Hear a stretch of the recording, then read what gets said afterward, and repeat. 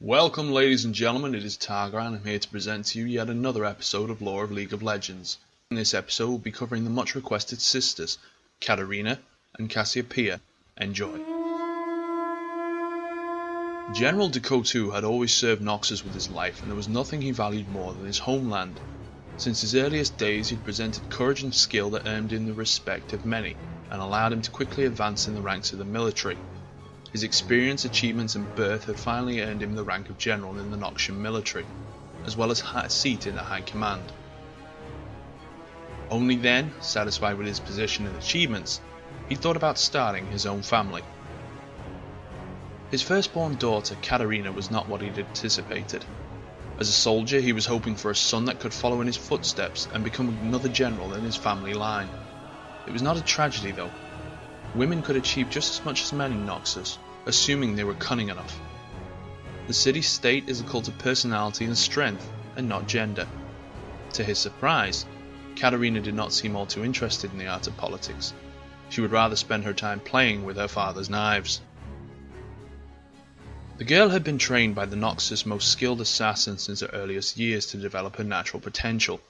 When other girls had been learning about the art of seduction, Katarina had been crossing blades with her father so he could point out her mistakes. When others had been taught about pretty dresses and how one should wear, Katarina was doing just fine in her tight leather armor. It worked much better when it came to dodging arrows shot her way. While still a teenager, Katarina demanded her first mission from the High Command to prove her skill and dedication to Noxus. Following her father's recommendations, she was sent to assassinate a Demacian officer, head of a military camp set up in a forest. The task was relatively easy, and the environment was certainly on the assassin's side. She was, however, too eager and excited about her first task, and she could not think clearly. She infiltrated the camp with no problem, avoiding any guards like a shadow. Katarina had reached the heart of the camp without being noticed, but she got too eager to prove herself. A quick observation allowed her to notice that one of the Demacian generals had been visiting the camp, and he certainly did not expect an assassination attempt. She snuck into his tent and slit his throat open, leaving the camp immediately after, forgetting about her original target. She'd been proud of herself, and couldn't wait to deliver the news to the High Command. Before she could reach Noxus, she'd heard the news.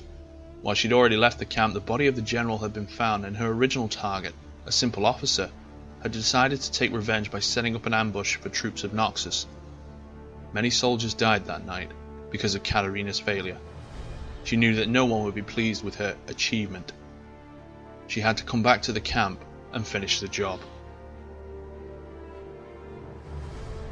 It was obvious that security would be at least doubled after her first assassination, but she did not care. Katarina had no intention to be subtle this time around.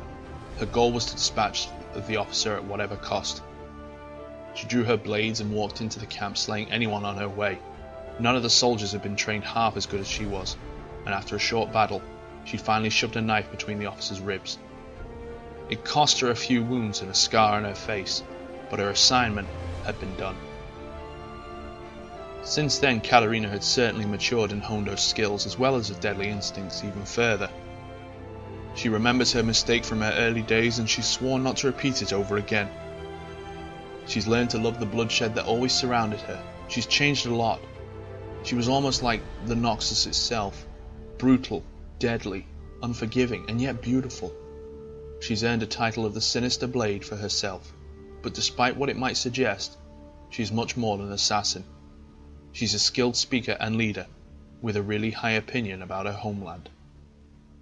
She is known for speeches that she's given on many occasions, including conflict between Noxus and Ionia, and the creation of Freljord as a unified nation.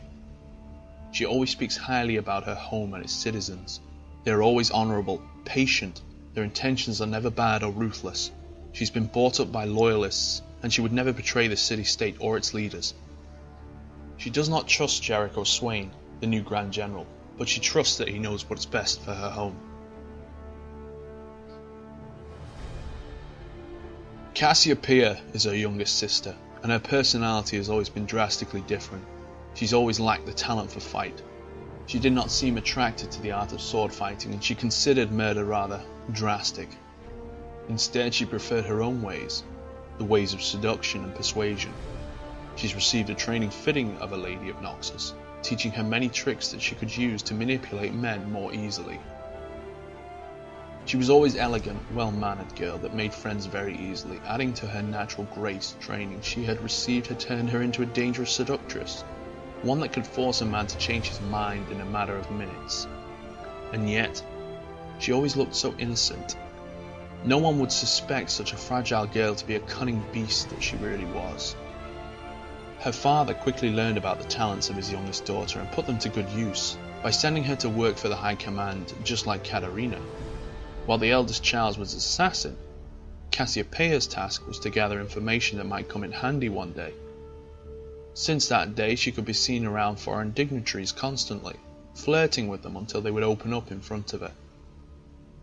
Week after week, she'd been constantly delivering lengthy reports to the High Command, filled with intelligence about plans that other city-states had. If there was a man who knew something, Cassiopeia would probably get it out of him. That was until she met a diplomat from the newly unified Freljord. He was savage, a barbarian. She thought of him as an easy target, and she wouldn't be too far from the truth, until the key moment. When she'd asked him to reveal his plans, he refused. Time after time he's refused to give in to Cassiopeia's temptations. Finally he agreed to share his plans, if Cassiopeia would swear upon his blade that she would not share that secret with anyone.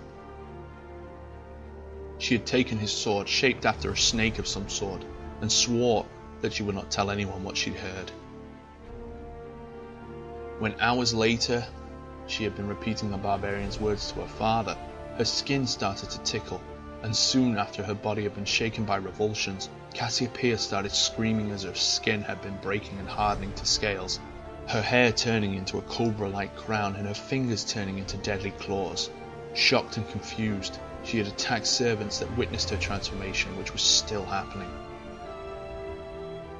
A few minutes later, she'd been standing in the middle of a bloodied room, stuck somewhere between being a woman and a deadly serpent, with her claws dripping blood onto the floor.